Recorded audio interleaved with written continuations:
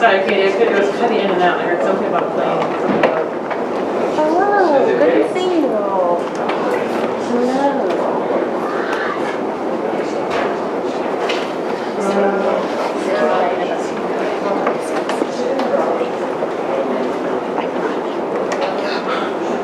Are we gonna throw it? I'm not. You will.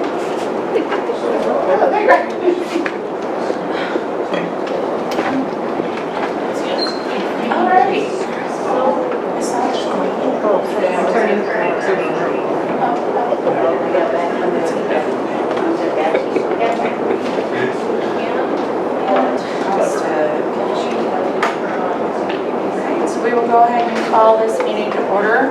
Just 1 minute past 6.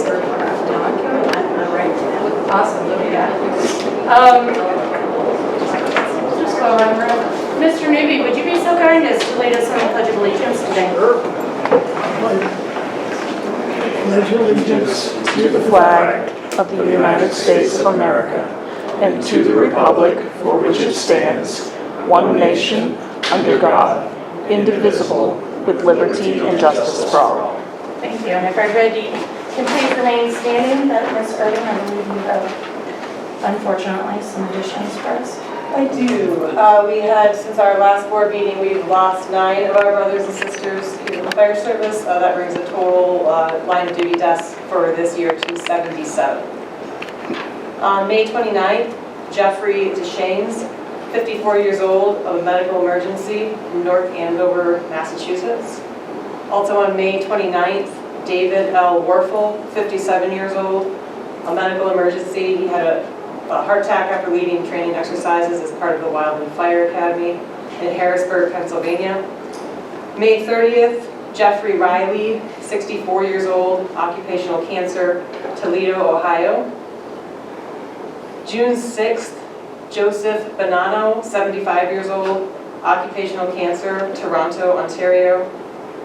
June 5th, Jake Wayne Bridges, 20 years old, unknown medical emergency after fighting a structure fire, Hickory, North Carolina. June 6th, Tony Exline, 60 years old, occupational cancer, Prince George's County, Maryland. June 10th, Jeff Waldrop, 54, a medical emergency in Anniston, Alabama. June 14th, Violet Caramella, 25 years old.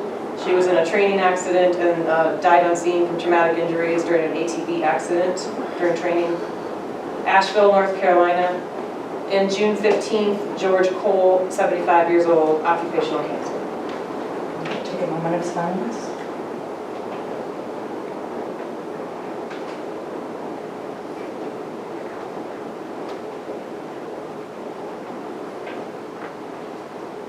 Thank you, everyone. Our first order of business will be to approve the agenda. Do I have any additions, changes, or deletions to the agenda from this month's meeting? So I did have a question in terms of our executive session. Yes, sir. So for the purposes of receiving legal advice, it's a little general. It is for, I've asked Mr. Camille to update us on the current lawsuit. So is that the only business that will be discussed there? Okay. Yes. Good. All right. Seeing no other comments, changes, deletions, I'll entertain a motion to approve the agenda as written. Motion to approve the agenda as written. Thank you. Fantastic. Approved and seconded. Moving on to our public comment period. Can I have that list? Ms. Irving, do we have anybody online who wishes to comment? If you are online and you would like to comment, please raise your hand or put your name in the chat. Thank you. In the meantime, I only have one name on the list, Mr. Flip Koch, if you could please come forward.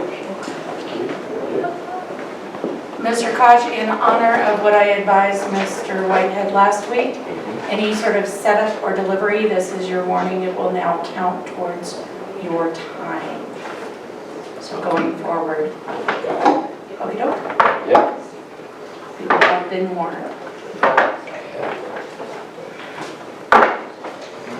So good evening. Let me put my glasses on. I apologize. Can someone take time for me? You can do that. I sure can. That you raised your hand? Give us just a moment, Mr. Koch. You bet. I apologize. Assuming that does not come out of my tongue. That does not, sir. Okay, are you ready? 3 minutes. As ready as I can be. All right, time started. Thank you. Good evening. Thank you for this opportunity again to address the Elk Creek Fire Protection District Board of Directors. My name is Phil Koch. I reside in the Long Valley area of Elk Creek. I'm a third-generation firefighter, volunteer member of this Fire Protection District. However, I speak here, as always, as a private citizen informed by my years of fire and other emergency service.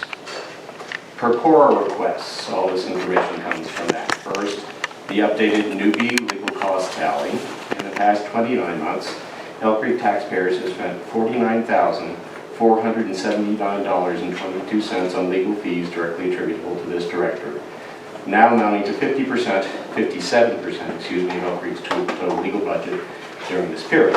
Second, the updated obstruction of unification by Newbie and Whitehead tally. It has nearly reached $38,000 in legal and election costs already paid by as taxpayers. That's in 6 months. The estimated total cost of taxpayers by this time next year, if Newbie and Whitehead get away, has risen to $780,000, mostly through lost service contracts with Conifer Fire Protection District and higher property taxes by virtue of Elk Creek not being part of Conifer FPD. This is equivalent to the cost of a new fire engine that is mid-range in price, colossal and unproductive waste of taxpayer funds. Now to switch gears, this fire protecting district, like all FPDs, is about public safety. Irrespective of anyone's politics, almost everyone can agree that public safety is important. Consequently, public safety is not a political matter. Yet, Director Newbury and his partner, Neil H. Whitehead III, continue to politicize the subject in their pseudo-populist way. As you directors already know, these two men continue to delay ECFPD's merger with Conifer Fire, recently engaging counsel who filed a case on their behalf in district court. Public safety before partisan politics. I repeat, public safety before partisan politics. 1 minute. Thank you for your time and attention. I'm done. Thank you. Mr. Koch? Are there anybody in the virtual audience? Last call for virtual comments. All right, fantastic. Thank you very much. Moving on, item number 6, a review and approval of the May 25th regular meeting minutes. I will entertain a motion to see those approved. Motion to approve the meeting minutes from the May 2025 school board meeting. Do I have a second? Thank you. Any discussion on the minutes? Fantastic. Hearing none. All directors in favor, please say aye. Aye. Those opposed, say nay. Director Newby, are you I abstaining? abstaining. Okay, thank you very much. Motion passes. Moving on to financial matters, that is you, Ms. Woods.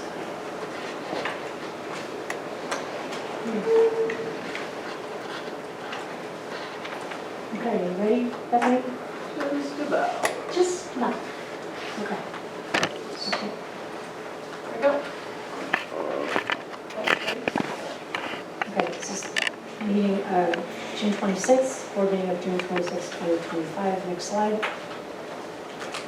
This slide is one that I've shown in the last couple meetings. It's a full year forecast for revenue, expense, and net income.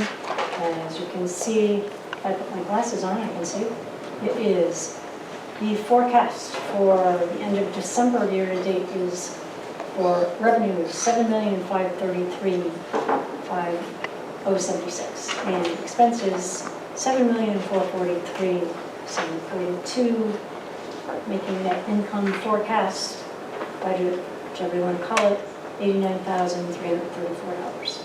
Next slide. The biggest part of revenue is our property taxes. So what we're looking at now is, what we're looking at now is the revenue forecast, which matches the slide we just saw. Currently, we are at 1%. currently we're at revenue, oops.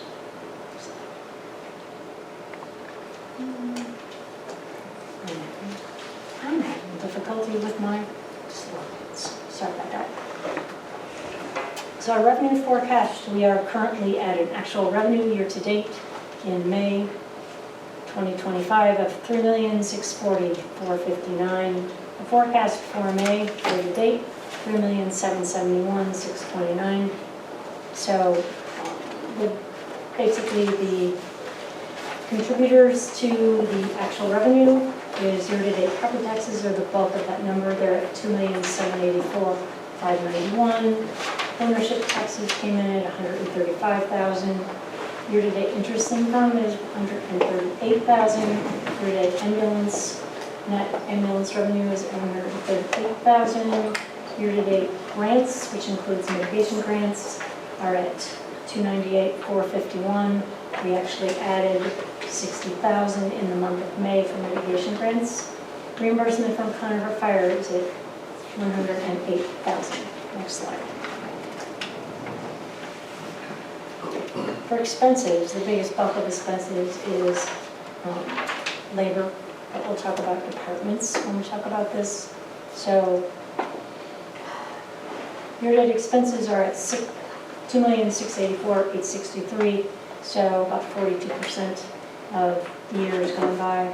Some notable points regarding expenses. Admin is a little higher than expected. There's some reasons for that. Workman's comp and liability insurance was $30,000 more than budgeted. Jeffco and Parco treasurer's fees, which we do not control, are at 51% and 56% of the amount budgeted, and they should be a bit lower, but it's not a controllable expense. It's just the way it is. And collectible accounts are at 60% of budget.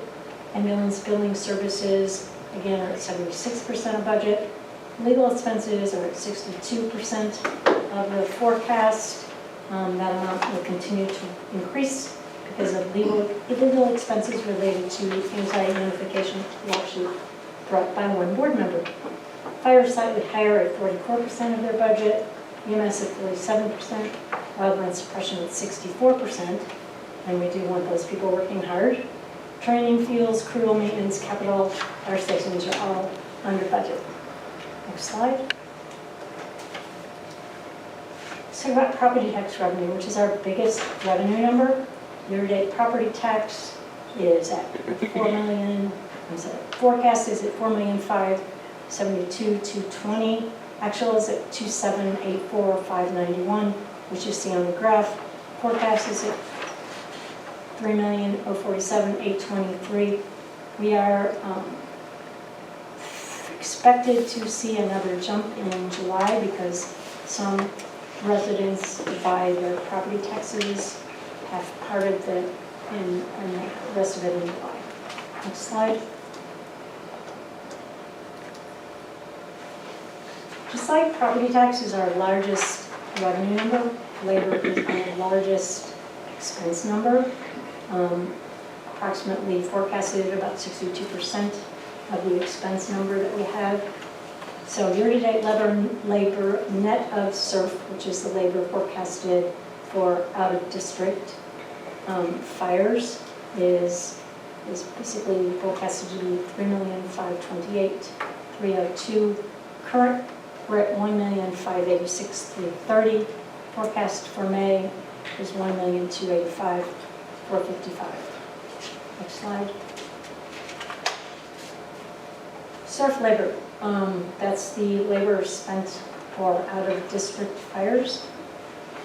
Currently, SURF is pretty much tracking like it did in 2024. Actual labor for SURF is $81,094. Year-to-date forecast is $74,443, so relatively close, it's on track. So we're pretty much like last year with rising SURF costs coming in the later months, which are the more fire type months. Next slide. 2024 SURF reimbursement. We are currently missing sections are missing. We are currently owed still $225,140. The expenses for 2024 were the $2,139,307. Expenses for SERF department, $1,471,331. Those won't change, but we will expect to see the rest of the $225,000 that is not here yet. Next slide. So now we have a slide for 2025 fire SERF reimbursement. Currently, we have submitted a total of $149,143. That's pretty close to where we were in May of 2024. In May of 2024, we had submitted $149,143. This year it's $140,329. Similar number of fires. By May of 2024, there were 4 fires, Arizona and Colorado. May of 2025, we are at 5 fires so far, 3 in Arizona, 2 in Colorado. So we're tracking fairly close to what we did in 2024. Next slide.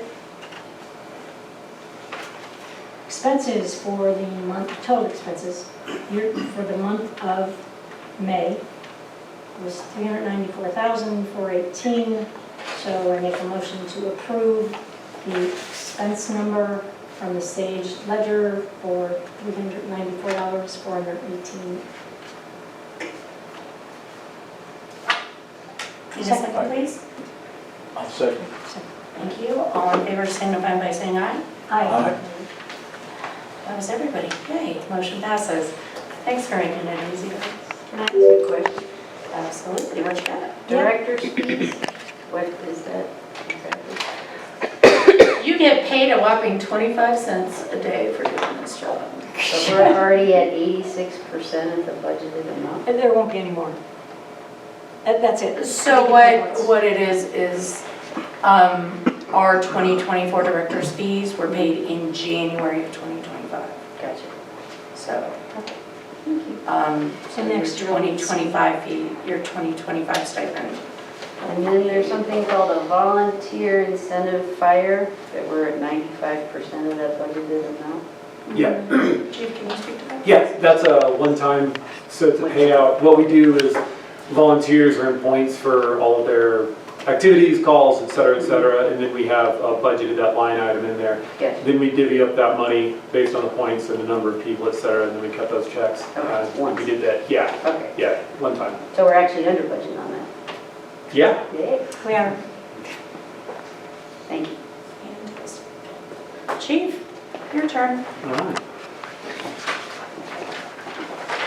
All right. May was relatively uneventful. Volunteer firefighters had 185 hours of staffing. We averaged 3.3 members per call. Only 9% of the calls overlapped, and our average response time was 8:30. A little under from 24 for the month at 92 calls for the month. Had a couple fires. Everything else is pretty much unremarkable. Mutual aid, we received mutual aid twice, and then we gave mutual aid twice. Transports were up a little bit. 47 transports for the month. Training, we had 431 hours. We also had the module completed there, critical 80 hours of refresher, and now they're in service. Fire prevention, we actually had a couple of big things happen in fire prevention. 5 inspections, 18 letters. Now the big one, the Senate Bill 25-142 has become law. So the 25-142, it gives governing bodies more time for implementation on the new state WUI code. We've been talking about this for probably the last 6-8 months. And for counties to enter into cooperative agreements with fire districts to help with the implementation and enforcement. The gist of that is we don't have the bandwidth nor the desire to go out and enforce mitigation codes.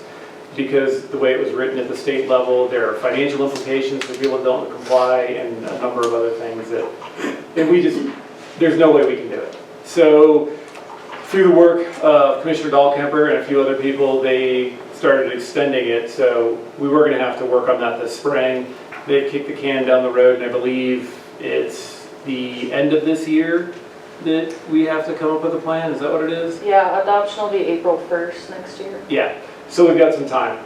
We're working with the county right now on what that's going to look like, because the big thing is we can either adopt the state WUI code or the county's WUI code. And right now the WUI code is kind of marginal at best, so there's going to be a lot of work on what that's going to look like in kind of moving parts. So that's where that is. There's going to be a lot more to TBD, if you will, on how that's going to work with the implementation and the enforcement component.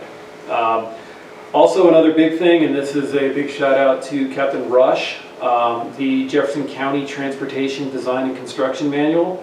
Very riveting document. If you're bored, you can download it. For the last 4 years, they've been revising it, which has been critically important. So key revisions take responsibility of approving alternate standards off the fire districts. So we've talked about this for probably the last 5 years.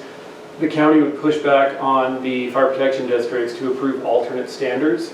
So we would write a letter, and I personally, I think this is left over from the good old handshake days of getting things done. They put it on the fire protection district to write a letter saying if it's out of compliance with the county standard, it was fine. So that's why we have a lot of driveways that we can't drive up or down. You know, it involves turn radiuses and everything else. The max is basically 15% grade. You know, and we have driveways that are 19, 20, a lot. So that was a big deal, and Captain Rush was instrumental in that. That's pretty exciting, and now that it's actually kind of codified, that it will never come back to us for the alternate standard. And the Board of County Commissioners approved it last month. On Wednesday, May 21st, West Jeff Elementary School 5th graders had a natural disaster preparedness event for students, staff, and parents. Elk Creek and Conifer Fire District's Fire Marshal Rush, along with the Conifer Wildland Division Community Ambassadors, Sharon and Carol, provided wildfire preparedness information to student, staff, and parents. Thank you to Evergreen Rotary Wildfire for providing the go bags, and students can use them. They talk about home hardening and the home ignition zone, etc. There's a real big push to try and incorporate a lot of the wildfire awareness, like, you know, smoke detectors way back when, you know, stop, drop, and roll and all that. That's almost been ingrained, you know, that's not a new thing, but now there's been a big push at the NFPA level, the national level, to start looking at wildfire preparedness for a lot of school-aged children, which is pretty cool. That's fantastic. And that's about it. The other big news that happened today is we finally sold Big Bird. I know Kevin did buy it. I know you're. I know. But no, we did sell it. That shows up in my driveway, Chief. You and I are having a conversation. I know nothing. Yeah, so we sold that today, which was. Where's it going? Sugarloaf Fire Protection District. That is a very small fire protection district in Boulder, up in the hills near Gold Hill. Fantastic. Yeah, I think it'll be great for them. You know, they don't run very many calls. 4-wheel drive. Are they gonna bring it back for our parades? I'm just asking. I doubt it. Did you write in that it has to perpetually be named Big Bird? Nope, I just wanted it to go. No fun. It was listed for 8 months. Yeah, I know. So that's about the fleet update. How much did you get for it? We got the full asking price. We got $30,000 for the truck, and then 10% goes to the sales company we were using, and then we had to put about $800 in parts in it. So I mean, it's still, it's a win for us. It's a 1998. I think we did all right. That's spectacular. And that's all thanks to Adam Kojanowski. He's the one who managed that. I probably would have lost my patience on it a while ago, but he was able to make that happen. Please extend our thanks to him. Did you put it in your driveway? Please extend my thanks to him. So, have you broken the news to Kevin yet? No. Okay, No. cool. I'm not either. Don't tell him. Feel mine? Nope. I can hear the crying. Oh, no. All right, fantastic. Is that it, Chief? Yes, ma'am. That's it. Awesome. Moving on, Item 9A under old business is the ethics agreement that you have in front of you. I believe Director Leo has already signed his. He was so enthusiastic. Yes, I have. If the board will recall, this was approved at the May meeting. There's a copy for you to sign on the desk. I would appreciate it if you are, these are voluntary signatures, it is not mandatory. Do you want the hard copy or the digital copy good enough? I would like the hard copy remitted to administration so it can go on file. So where is this? 'Cause You don't have a copy? I don't think so. Do you have a copy? A hard It copy? No. No? Scott, Chief Harrison or Chief Ware, would you be so kind as to make copies for the other three directors? If Mr. Maybe would like one as well.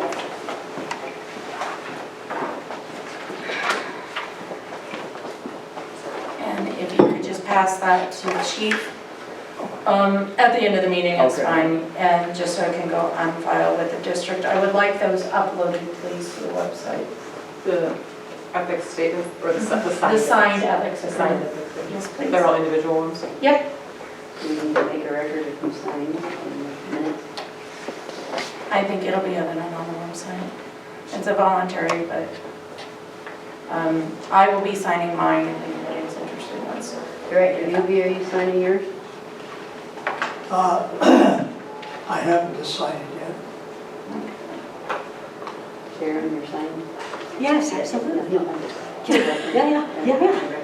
Sorry. No, it's fine. All right.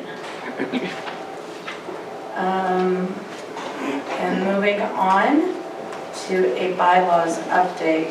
So the directors were all delivered a draft copy of the bylaws that directors Leo and Woods worked on, taking the original, I believe the 2018 version. Yes. And doing some updates. I do not want to spend an exorbitant amount of time going over it section by section.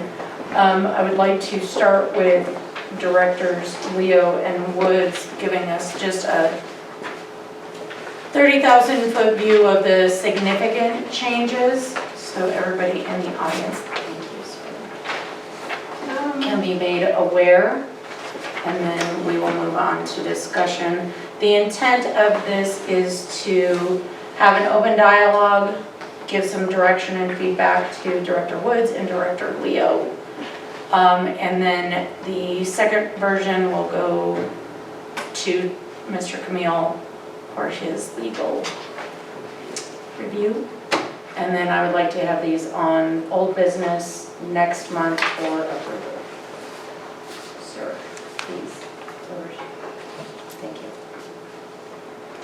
Karen, you wanna? Karen? Director Woods, do you want to start, or Director Leo? You just go first. Good. I have to drink less coffee before I show up. Oh. So basically, I think part of it were some adjustments around making sure that certain legal items, legal timings with respect to notifications and meetings and things like that were up to date to whatever, kind of industry standards are. We did a little bit of work around compliance with bylaws.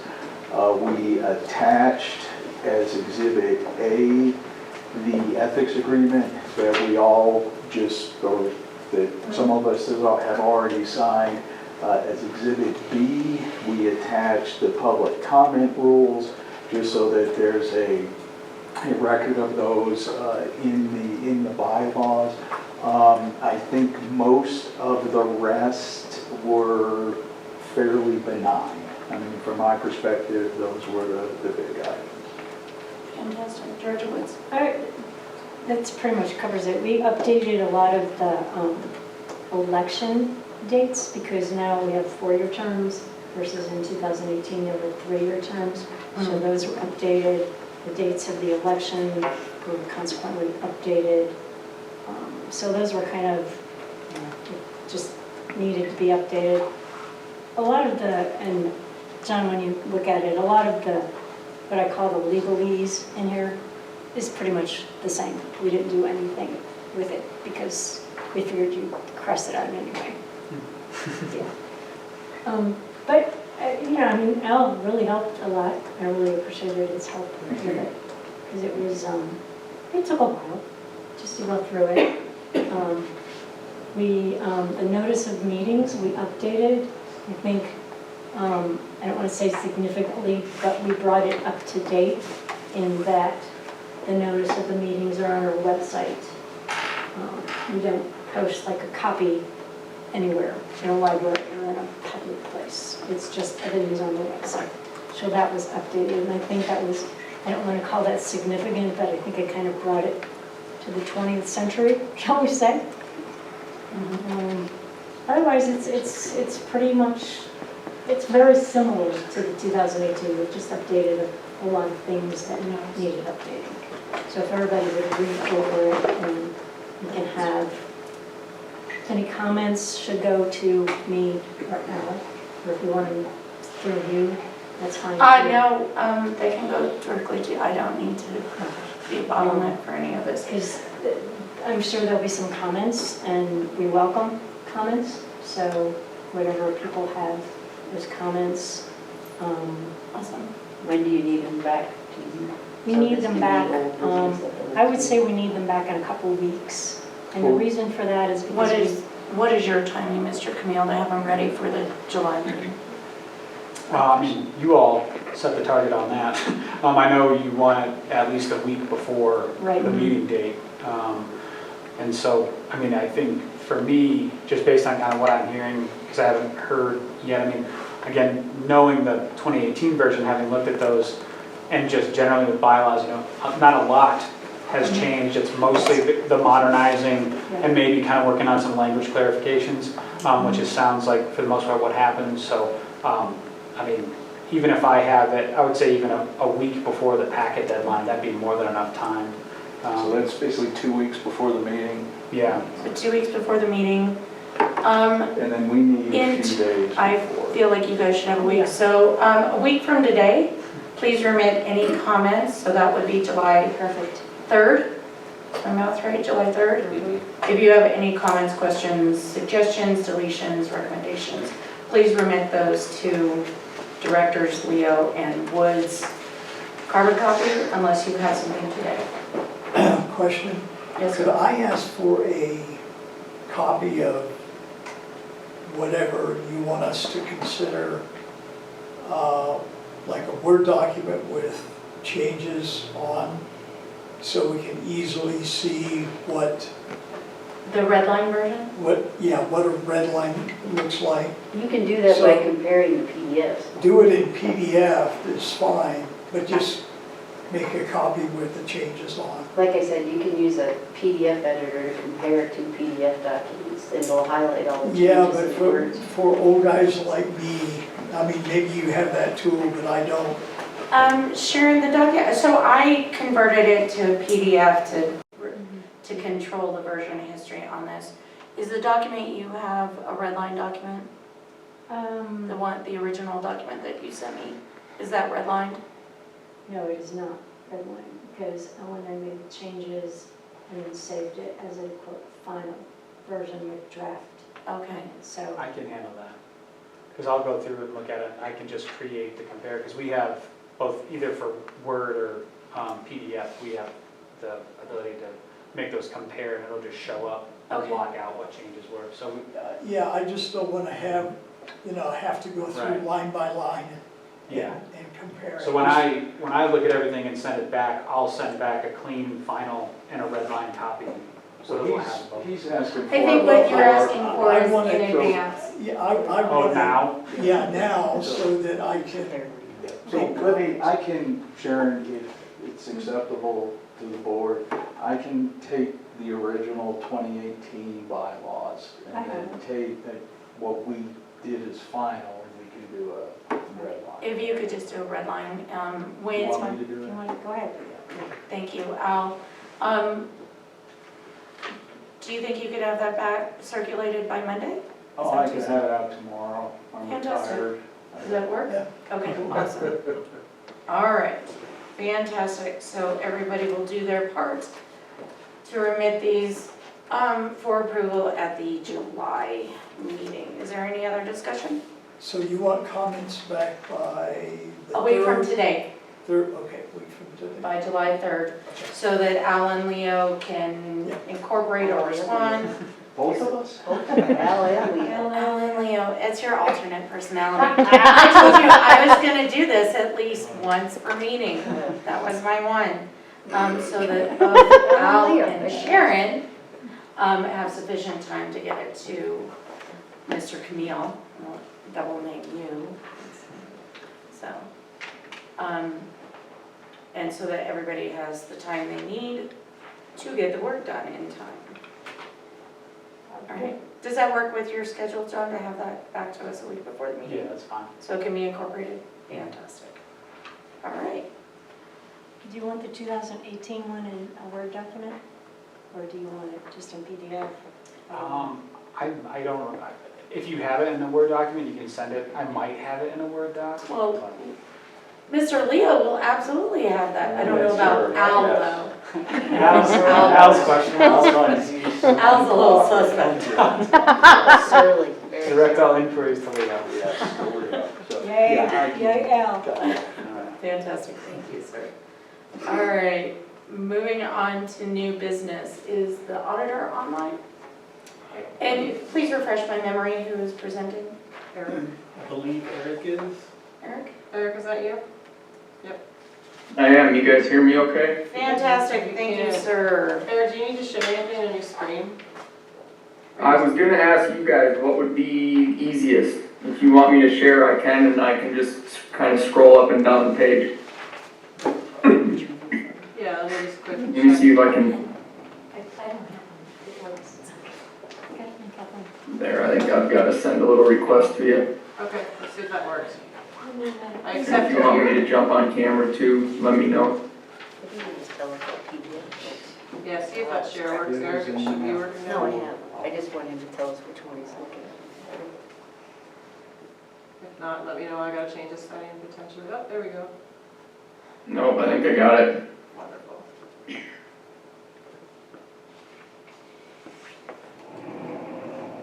Perfect. Everything good? Yeah, but let me, hold on, I gotta get it on. Let me see if I can boot myself and get this on the screen here. Do we all have copies of what he sent? That we can just open I believe we all do, but for the purposes of the audience. I'm gonna see if I can get it up on.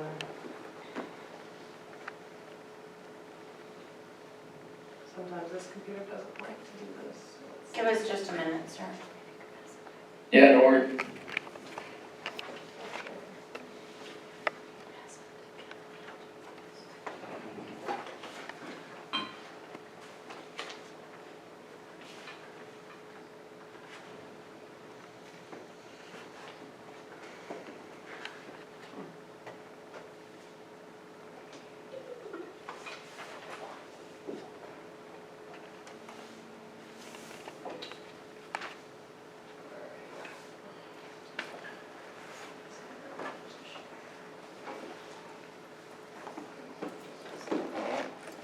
Yeah, it might not work on this computer. If you can get, I may be able to get out of this second, but you guys want to go ahead and start? I think in the interest of just timing and everything, the audit will need to be posted anyway, so we can just make sure that the 2024 audit, once finalized by the Adams Group, can get posted online.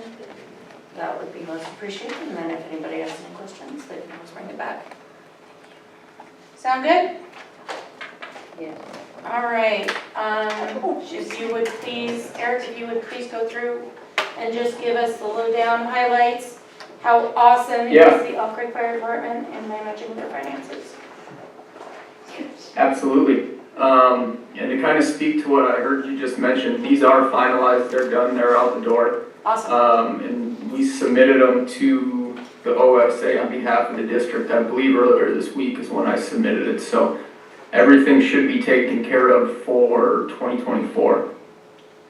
I like that. Momentarily.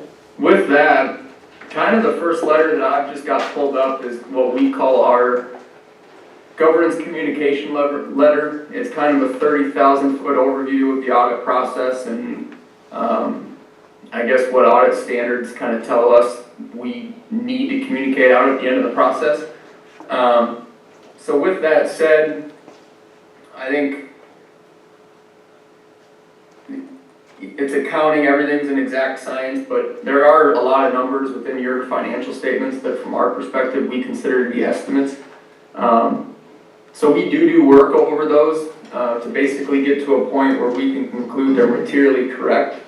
So for example, a lot of your activity with EMS, you know, in our world it's considered an estimate. It's based off of third-party reports, but at any time those numbers could change just based on significant increase or decrease in call volume or the collections that are coming into the district.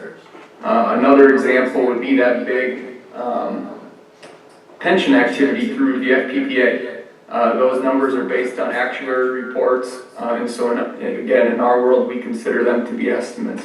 But like I said, we do all the work, we tie it out, and at 12/31, everything is materially correct. Difficulties encountered, if there were any difficulties, we'd have to report out to the board, nothing of that nature.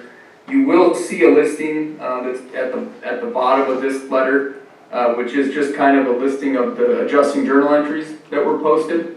I think a lot of what the district maintains the financials on is more of a cash basis, money in, money out.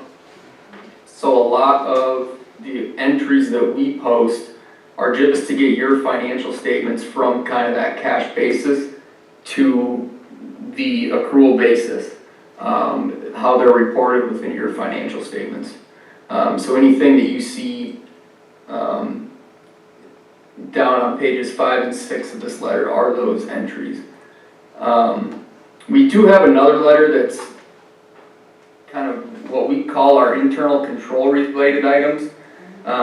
A lot of the items that you're going to see are probably related to just some of those adjusting journal entries.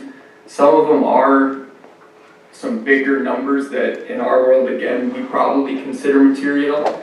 And from our perspective, it's really an independence. We want to maintain our independence, so we are more than happy to or can post these adjustments to kind of get your books where they need to be at the end of the year. We just included in a separate letter just to ultimately get to a point where management is taking responsibility or understands kind of all that adjustments that are taking place. And those have all taken place and aligned for the term? And so like if I, an example right here might be, this first entry is you pass your levy every December, and so what this first entry is it's just basically recording the change from year to year related to your guys' levy that you passed. Another example might be kind of right here down at the closer to the bottom of the page. This big entry that hits for upwards of $82,000 is really just the adjustment from year to year based on the EMS third-party reports that are provided. Just to, again, kind of get your numbers to more of an accrual basis that accounts for all of the receivables that are outstanding at the end of the year, and then just any of those kind of uncollectible amounts or just the balances that the district does not expect to collect from those calls that you guys go on.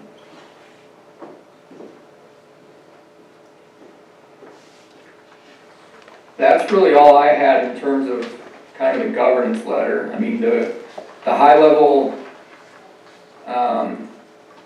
finances for the district is, your cash position increased about $2 million. A lot of that's related to just the overall change in your general fund balance. You had about a little over a $2 million increase. The decrease in your assets is really just a combination of current year depreciation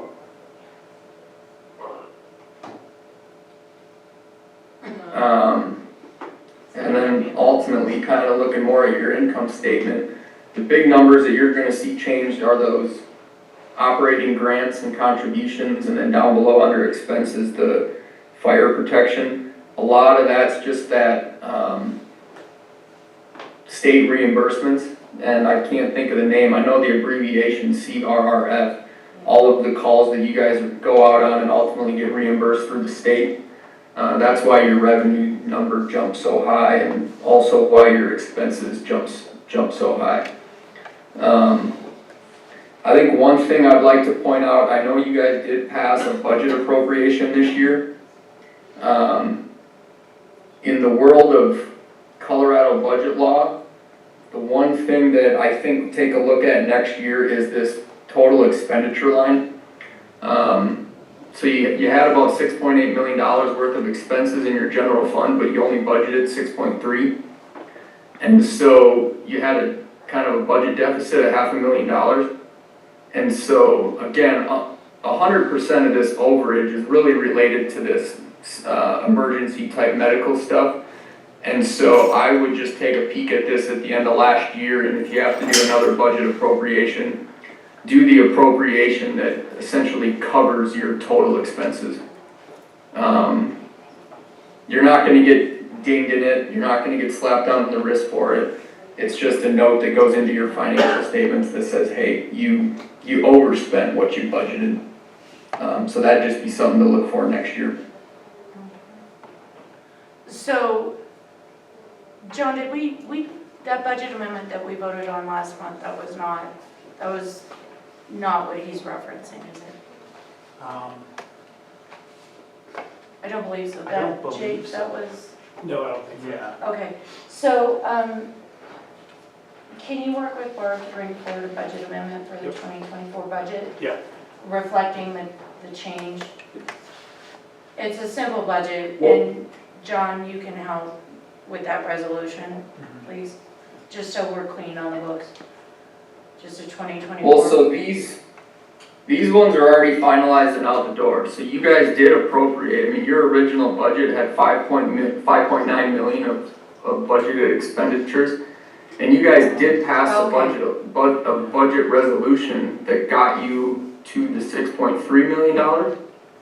Okay. I think moving forward to 2025, if you're going to pass a budget amendment, just do so that it covers whatever your actual expenditures are. Okay. So you can see in this example, you can do it both ways. Revenues really isn't the number that, for lack of a better way to say it, anybody cares about. It's really just the expense number. But as you can see, your actual revenues were almost $2 million higher than budgeted. So you can also incorporate into that budget resolution changes in your revenue numbers.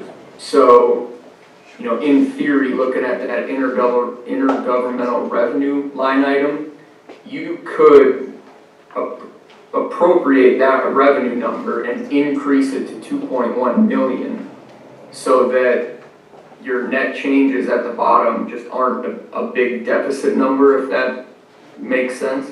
Mm-hmm. Yeah. Okay, thank you.